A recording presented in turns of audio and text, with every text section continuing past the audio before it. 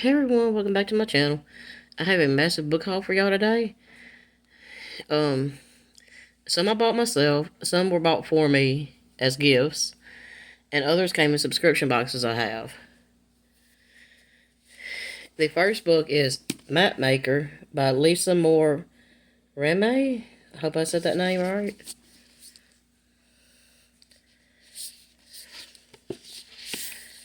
When Walt and his family relocate to Blackbird Bay, Walt thinks it's the most boring place on Earth.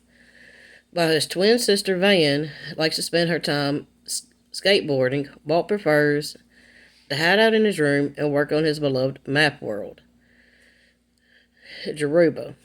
But shortly after their arrival, Walt discovers something extraordinary. He has the ability to make maps come to life. Suddenly, his new hometown doesn't seem so boring after all.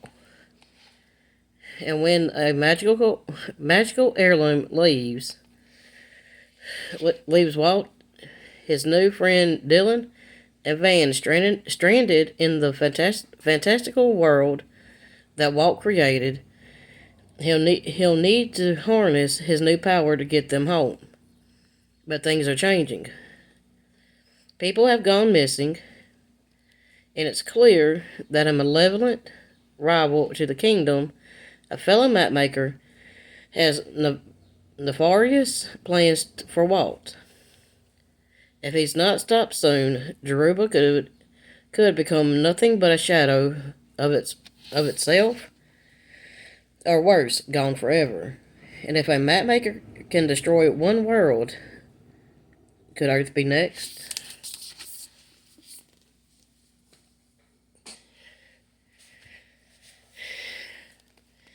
The Haunting of Bryn Wilder by Wendy Webb. Between this world and the next, love and mystery lie shrouded. After a devastating loss, Bryn Wilder escapes to Wharton, a tourist town on Lake Superior, to reset. Checking into a quaint boarding house for the summer, she hopes to put her life into perspective. And her fellow lodgers, she finds a friendly company of strangers. The frail Alice, cared for by a married couple with a heartbreaking story of their own. Luann is eccentric and lovable, owner of the inn, and Dominic, an unsettling, handsome man inked from head to toe in mesmerizing tattoos. But in this inviting refuge, where a century of souls has passed, a mystery begins to swirl. Alice knows things about Bryn, all about all of them, that she shouldn't. Bad dreams and night whispers lure Bryn to a shuttered room at the end of the hall, a room still heavy with recent death. And now she's become irresistibly drawn to Dominic, even in the shadow of rumors that wherever he goes, suspicious death follows.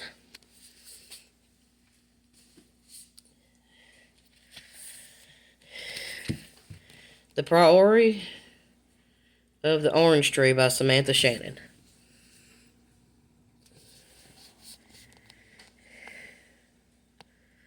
The House of Berethnet has ruled, I hope I said that right, has ruled Ennis for 1,000 years. Still, unwed Queen Sabrin the Ninth must conceive a daughter to protect her realm from destruction, but assassins are getting closer to her door. Ed Durian is an outsider at court. Although she has risen to the position of lady-in-waiting, she is royal to a hidden society of mages. Ed keeps a watchful eye on Sabrin, secretly protecting her with forbidden magic.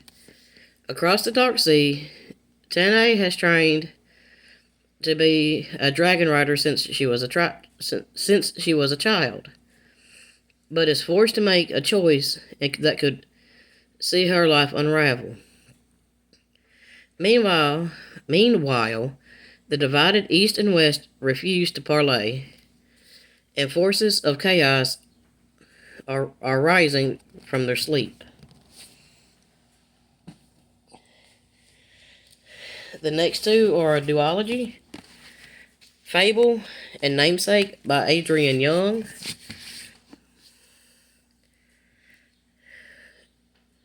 And I'm going to read the synopsis for Fable.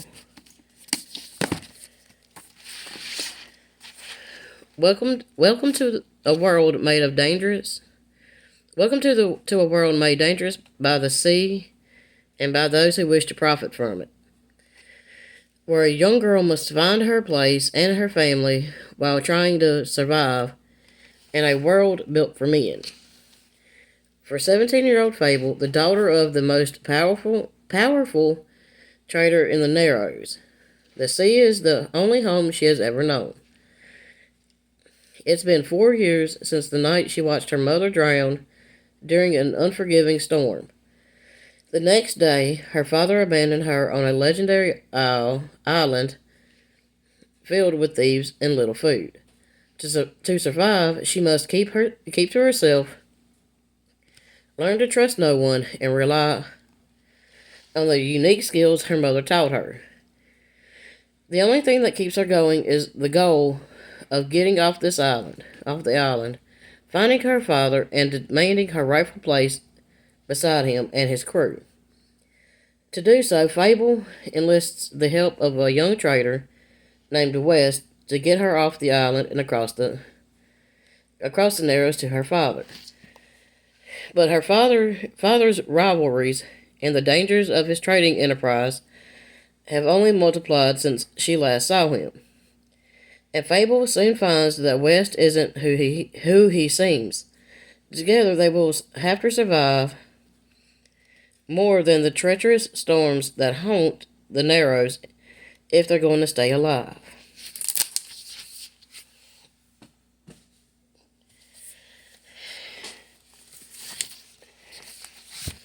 The next two are also a duology, Defend the Dawn and Defy the Night by Brigid Kemmerer.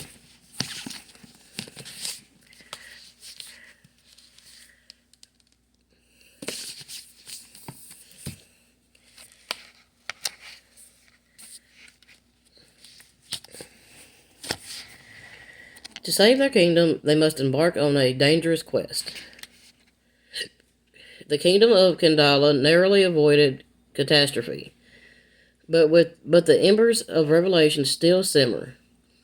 While King Haristan seeks a new way to lead, Tessa and Prince Cork attempt to foster unity between rebels and royals.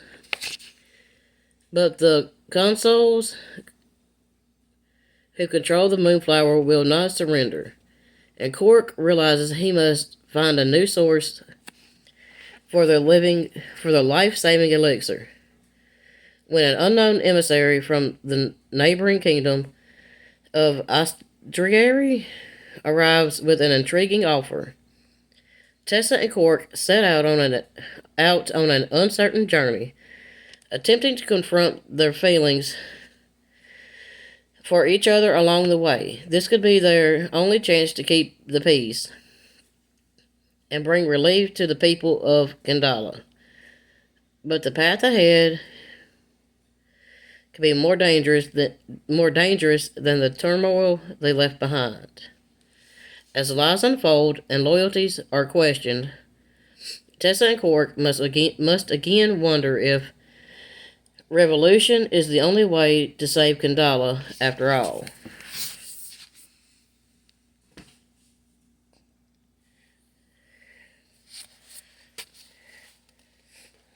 Worthy Brown's Daughter by Philip Margolin. Inspired by a true story. Recently widowed attorney Matthew Penny has come to the newly settled Oregon frontier to start a new life. He encounters the most challenging case of his career when a former slave, Worthy Brown, asks him to save his teenage daughter from the man who owned them. Woven through with rich historical detail is a breathtaking narrative about the extent of evil and the high price of true justice.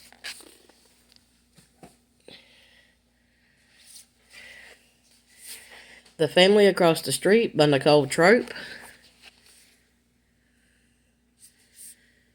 Sometimes the most perfect families are hiding the most terrible secrets. How well do you know the people next door? Everybody wants to live on Hogarth Street, the pretty tree-lined avenue with the white houses. The new family, the Wests, are a perfect fit. Catherine and John seem so in love, and their gorgeous 5-year-old twins race screeching around their beautiful emerald green lawn. But soon, people start to notice why don't they join backyard barbecues? Why do they brush away offers to babysit? Why when you knock at the door do they shut you out rather than inviting you in? Every family has secrets, and on the hottest day of the year, the truth is about to come out. As a tragedy unfolds behind closed doors, the dawn chorus is split by the wail of sirens. And one by one, the families who tried so hard to welcome the Wests begin to realize Hogarth Street will never be the same again.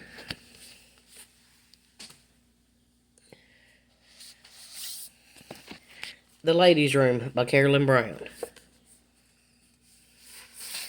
Secrets told in the church ladies' room are supposed to stay in the ladies' room. But that doesn't mean that what Trudy overhears there during her great aunt Gertrude's funeral won't change the rest of her life.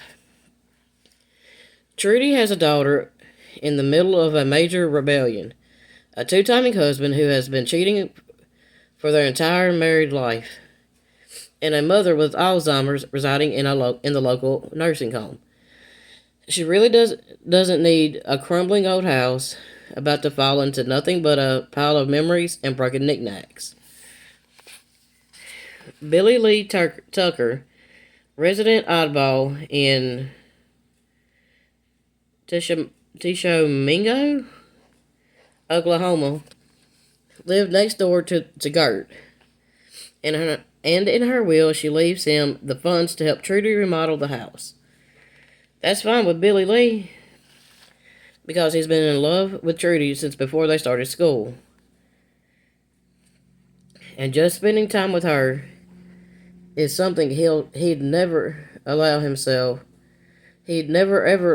himself to dream about.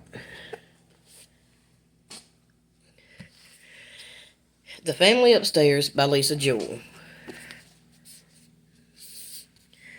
Soon after her birthday,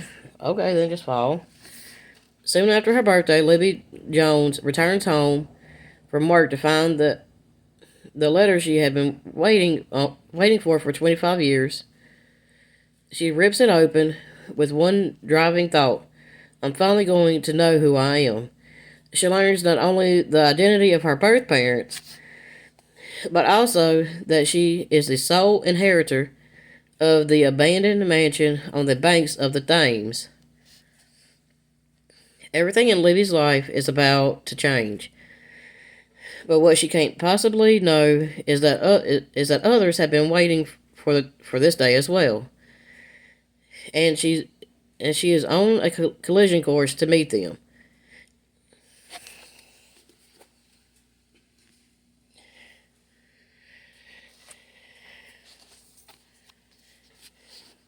Spells for Forgetting Spells for Forgetting by Adrienne Young.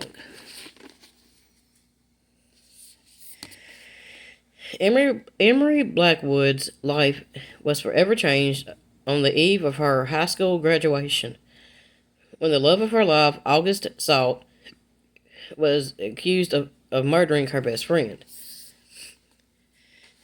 Lily. She'd once dreamt of running away with August, eager to escape the misty, remote shores of Seors Island. I hope I said that right. And chase new dreams together. Now she is doing what her teenage self swore she never would. Living a quiet existence among the tight-knit community steeped in folklore and tradition, ruled by the seasons and ancient superstitions. When August returns after 14 years to bury his mother's ashes, Emery must confront her first love and the reason he left so abruptly. But the town wants August gone again. And as the island begins to show signs of strange happenings, the emergence of deep betrayals and hidden promises threatens to reveal the truth behind Lily's death once and for all.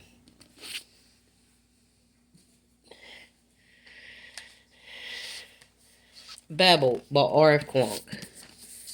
I think everyone knows what this book is about, so I'm not going to read the synopsis for this one just yet, because I want to go into that kind of blind.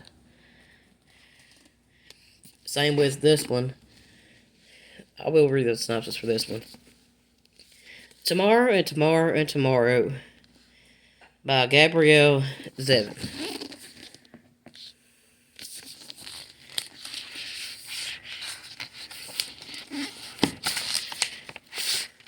On a bitter cold day in the December of his junior year at Harvard, Sam Mazer exits a subway car and sees, amid the hordes of people waiting on the platform, Sadie Green.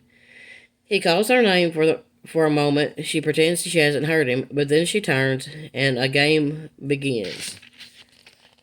A legendary collaboration that will launch them to stardom. These friends, intimates since childhood, borrow money, beg favors, and before even graduating college, they have created their first blockbuster, Ichigo. Overnight, the world is theirs.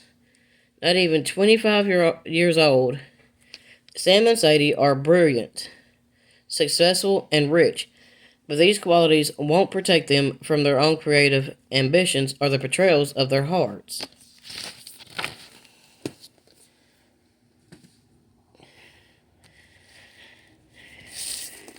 All the Dangerous Things by Stacy Willingham.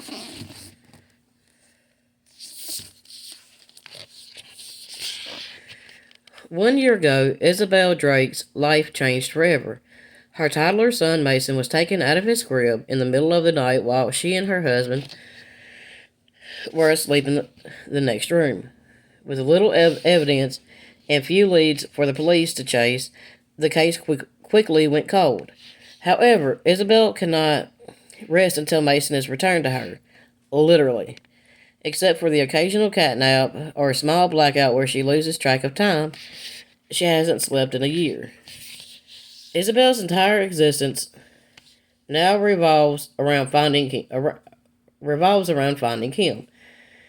but she knows she can't go on this way forever. In hopes of jarring loose a new witness or buried clue, she agrees to be interviewed by a true crime podcaster, but his interest in Isabel's past makes her nervous. His incessant questioning, paired with her severe insomnia, have brought up uncomfortable memories from her own childhood, making Isabel start to doubt her own recollection of the night of Mason's disappearance, as well as second guess who she can trust, including herself. But she is determined to figure out the truth, no matter where it leads.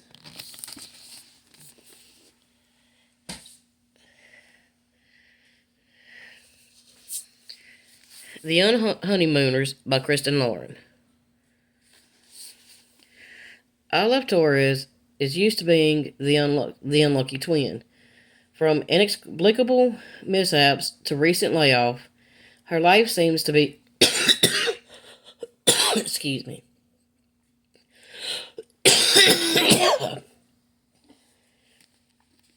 Her life seems to be almost comically jinxed. By contrast, her sister Amy is an eternal champion.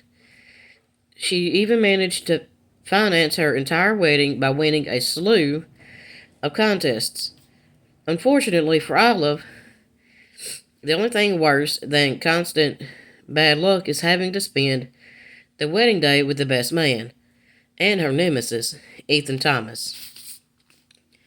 Olive braces herself for wedding hell, determined to put on a brave face, but when the entire wedding party gets food poisoning, the only two people who aren't affected are Olive and Ethan.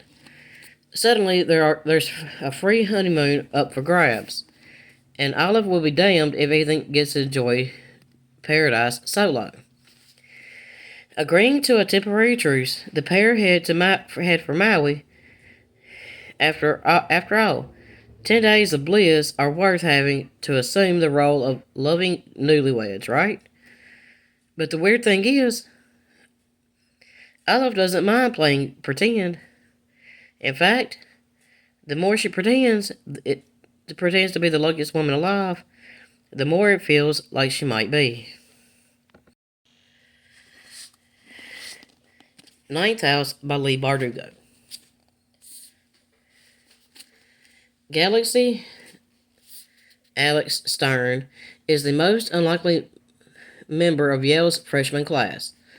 Raised in the Los Angeles hinterlands by a hippie mom, Alex dropped out of school early and into a world of shady drug dealer boyfriends, dead-end jobs, and much, much worse. In fact, by age 20, she is the sole survivor of a horrific unsolved multiple homicide.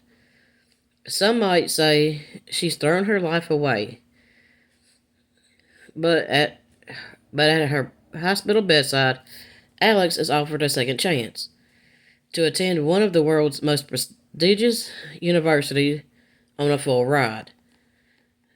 What's the catch, and why her?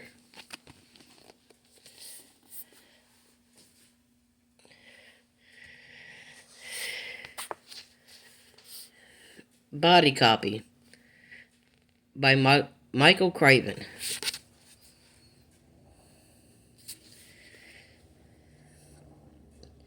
Once the world's #1 surfer, Donald Tremaine quit at the top of his game. Moved into a trailer in Malibu and became a detective. Beautiful women don't ask for his autograph anymore. Now they ask for his help.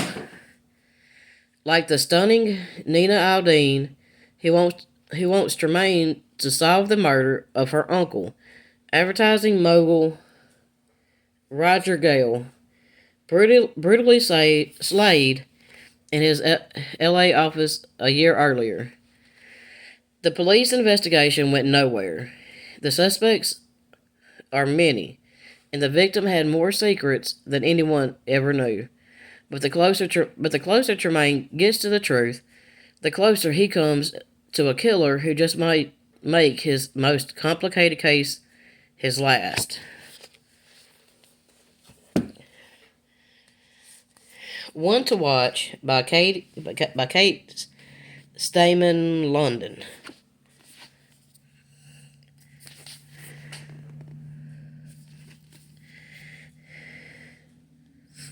Bay Shoemaker is a devastatingly stylish plus size fashion blogger with amazing friends, thousands of Insta followers, and a massively broken heart.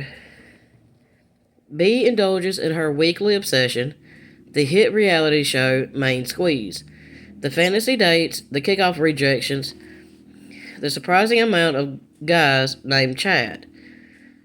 But B is sick and tired of the lack of body diversity on the show, since when is being a size zero a prerequisite for getting engaged on television. Although B has sworn off men altogether when Main Squeeze asks her to be its next star. She agrees on one condition: under no circumstances will she actually fall in love. But when the camera starts rolling, B herself finds herself in a whirlwind of sumptuous couture, Twitter wars, sexy suitors, and an opportunity, or two or five, to find messy real life love in the midst of a made for TV fairy tale. B has to decide whether it might just be worth trusting these men and herself for the chance at her own happily ever after.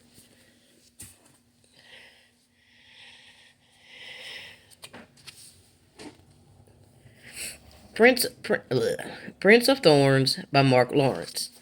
I do believe this is a trilogy or a series. When he was 9, he watched as his mother and brother were killed before him.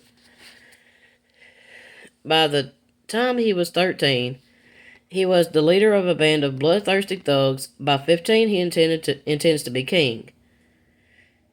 It is time for Prince Honorus George Ancrath to return to the castle he turned his back on, to take what's rightfully his since the day he hung pinned to the thorns of a briar patch and watched Count Renar's men slaughter his mother and young brother.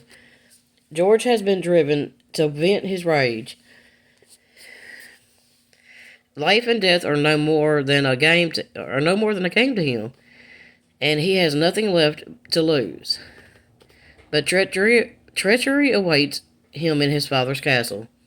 Treachery and dark magic. No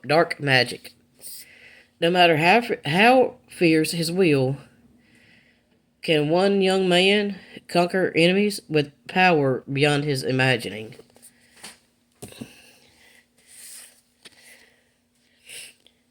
King of Thorns by Mark Lawrence. I'm just gonna, let's see. At the age of 9, Prince Honorus George Ancrath vowed to avenge his slaughtered mother and brother and to punish his father for not doing so. At 15, he began to fulfill that vow. Now, at 18, he must fight for what he has taken by torture and treachery.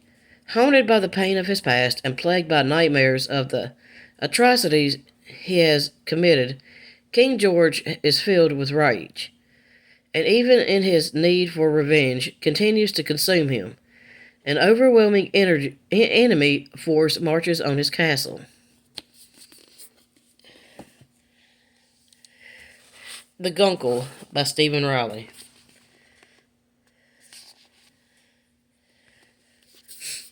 Patrick, or Gay Uncle Patrick, Gup is for short, has always loved his niece Macy and nephew Grant. That is, he loves spending time with them when they come out to Palm Springs for week-long visits, or when he heads home to Connecticut for the holidays.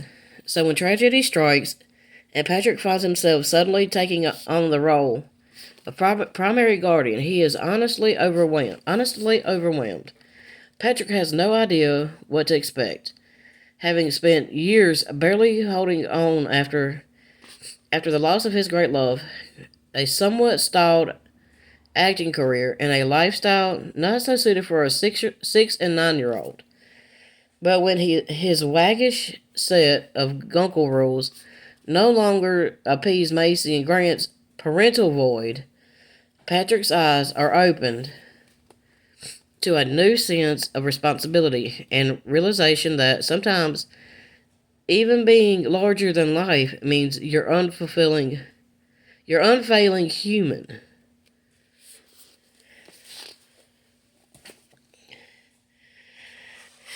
One Day in December by Josie Silver.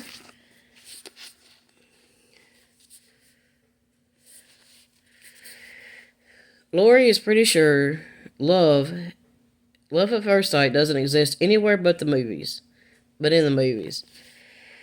But then, though, a misted up bus window on one snowy December day, she sees a man who she knows instantly is the one. Their eyes meet, there's a moment of pure magic, and then her bus drives away. Certain they're fated to find each other again, Laurie spends a year scanning every bus stop and cafe in London for him, but she doesn't find him. At least not when it matters.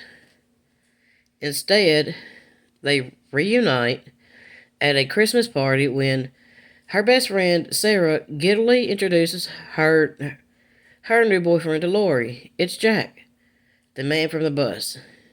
It would be.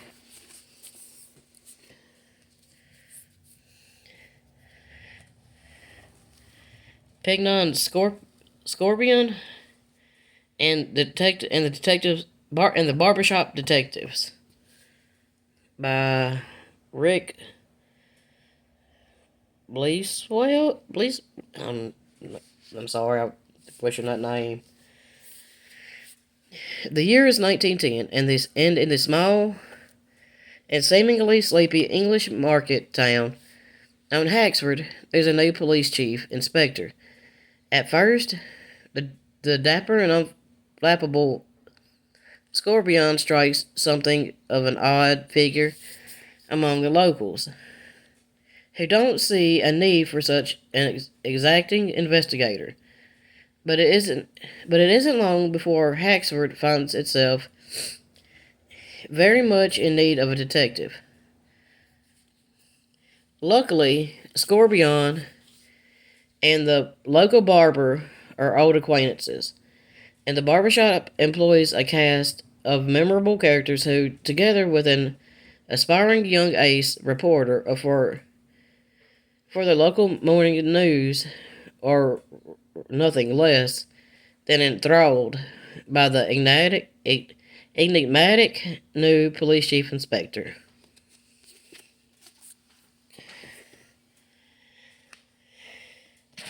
These next two are a duology: The Bladed Faith and The Sapphire Altar by David Dalglish. Dalglish.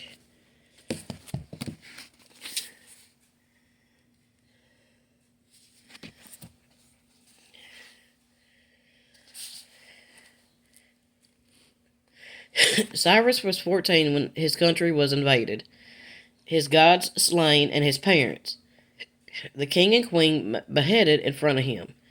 After years held prisoner in the invaders' court, a mysterious group of revolutionaries breaks him free and gives him the chance for revenge that he's always dreamed of.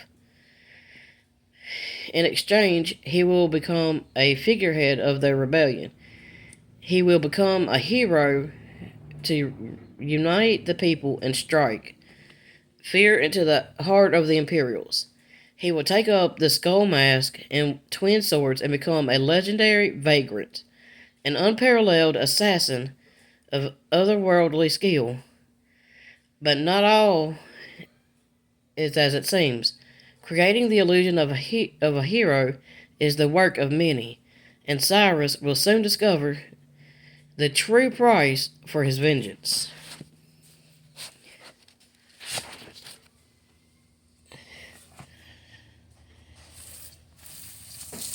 On a Quiet Street by Serafina Nova Glass. Who wouldn't want to live in Brighton Hills? This exclusive community on the Oregon coast is the perfect mix of luxury and natural beauty. Stunning houses nestled beneath mighty Douglas firs and lush backyards roll down to the lakefront. It's the kind of place where neighbors look out for one another, sometimes a little too closely. Cora thinks her husband Finn is cheating. She just needs to catch him in the act. That's where Paige comes in. Paige lost her son in a hit and run last year, and she's drowning in the kind of grief that makes people do reckless things like spying on locals, searching for the proof that her son's death was no accident, and agreeing to Cora's plan to reveal what kind of man Finn really is. All the while, their reclusive new neighbor Georgia is acting more strangely every day. But what could such a lovely young mother possibly be hiding?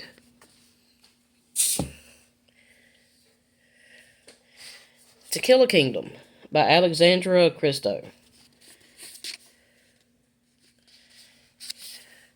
Princess Lyra is serene royalty and the most lethal of them all. With the hearts of 17 princes in her collection, she is revered across the sea, until a twist of fate forces her to kill one of her own. To punish her daughter, the Sea Queen transforms Lyra into the one thing sirens loathe most: a human. Robbed of her song, Lyra has until the winter solstice to discover Prince Alien's, I hope I said that right, heart to the Sea Queen, or remain a human forever.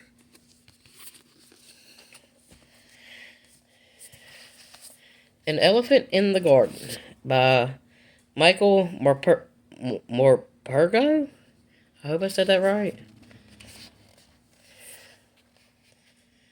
The bombing of Dresden looms ahead, and Lizzie's mother, a zookeeper, persuades the zoo director to allow Marlene, a young elephant that has bonded with Lizzie, and her younger brother, Carl, to be kept safe in their garden. Their home is destroyed when bombs are dropped, so the family of Marlene have no choice but to flee with thousands of others in the dead of winter. Though how can they walk the same route and keep themselves safe from approaching Russian soldiers with an elephant in tow? Layla by Colleen Hoover.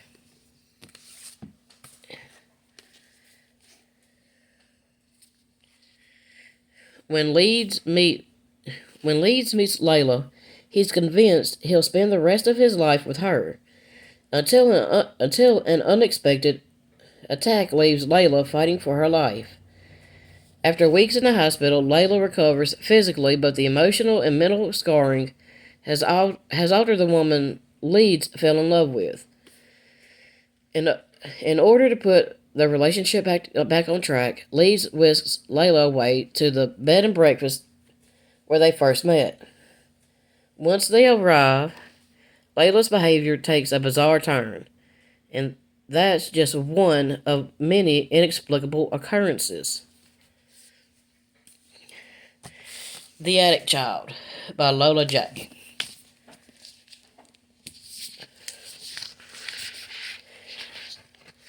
Early 1900s, taken from his homeland, 12-year-old Celestine spends most of the time locked away in the attic of a large house by the sea.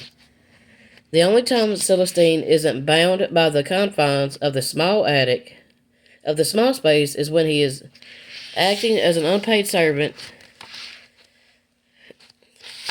to English explorer Sir Richard Babington. As the years pass, he desperately clings to memories of his family in Africa, even as he struggles to remember his mother's face and sometimes his real name.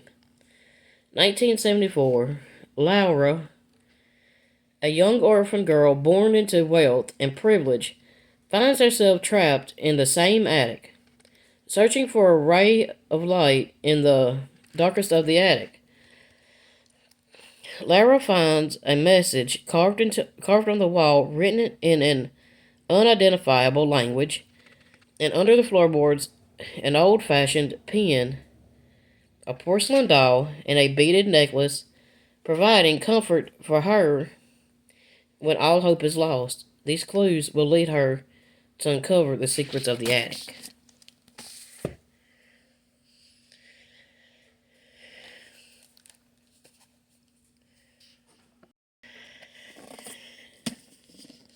Sorry if the angle changed. Uh, Hellbent by Leigh Bardugo. Find a getaway to the underworld, still a soul out of hell. A simple plan, except people who make this particular journey rarely come back. But Galaxy Alex Stern is determined to come back, to bring back Darlington out of purgatory, even if it costs her a future at Leith and at Yale. That's all I want to know going into that one. The next is a duology, or I think it's just a duology as of right now. I'm not sure. Is the shadow of what was, the shadow of what was lost, and the echo of things to come by James Eslington. This is that one and that one. It has been 20 years since the godlike augurs were overthrown and killed. Those who once served them, the gifted, were spared only after accepting the rebellion's four tenets, which vastly limited their powers. Davion suffers the consequences of a war lost before he was even born. But when he discovers that he wields the forbidden power of the augurs, he sets into motion a chain of events that will change everything. To the west, a young man whose fate is intertwined with Davion's wakes up in a forest covered in blood with no memory of who he is. And in the far north, an ancient enemy begins to stir. And the last one for today is Centaur Rising by Jane Yolen.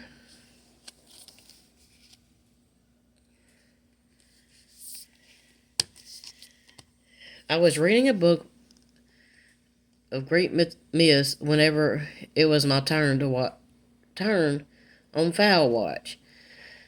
I needed to find out what I could about centaurs. It had these great paintings in full color, so real looking that it was as if the artist had taken a photograph of the characters, not just made them up from his own imagination. I knew from a unit in fourth grade that centaurs were mythical horse-human creatures from Greece. However, this wasn't ancient Greece, and our pony boy was very real. It also seemed odd that magic would need us to be so practical. Locks and keys, floodlights and blinds, and books. We had to make our own pony boy safe in this unmagical world.